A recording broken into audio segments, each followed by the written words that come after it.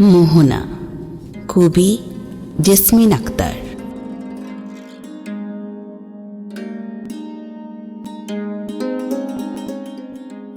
মোহনা, প্রথম যেদিন আমি তোমাকে দেখি সেদিন কি মনে হয়েছিল জানো? মনে হয়েছিল তুমি এক সদ্য ফোটা গোলাপ ফুল, যেন স্পর্শ করেনি কোনো শিশির তোমার চুল।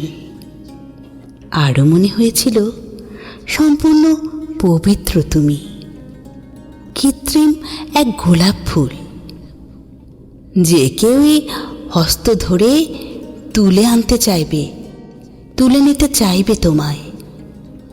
এত অনন্য রূপ লাবণ্য, যেন প্রতীয়মান মূর্তি।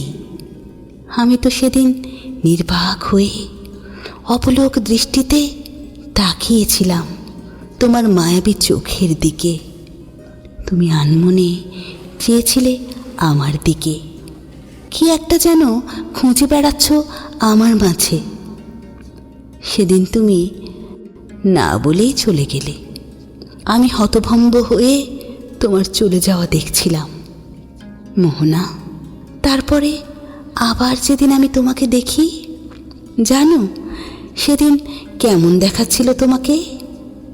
অতি সূক্ষ্ম, স্পর্শাতীত, মলিন করা মুখ, শুকনো হাসি লেগে আছে ঠোঁটের ভাঁজে।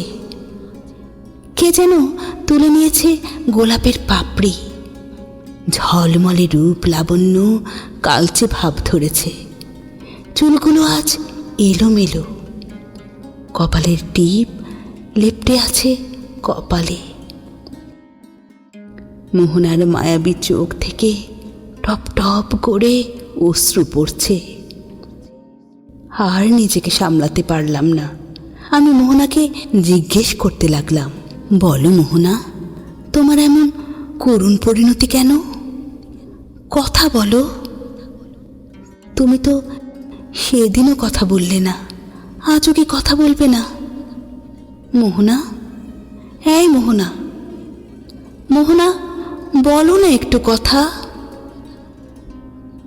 মোহনা এক হতাশাগ্রস্ত মনে মৃদু হাসি দিয়ে এক ঝটকা ঢেউয়ের সাথে মিশে গেল। আমি তার পথপানে তাকিয়ে রইলাম। সেই যে চলে গেল মোহনা, অনেক অপেক্ষা করেছি, আর ফিরে এলো না।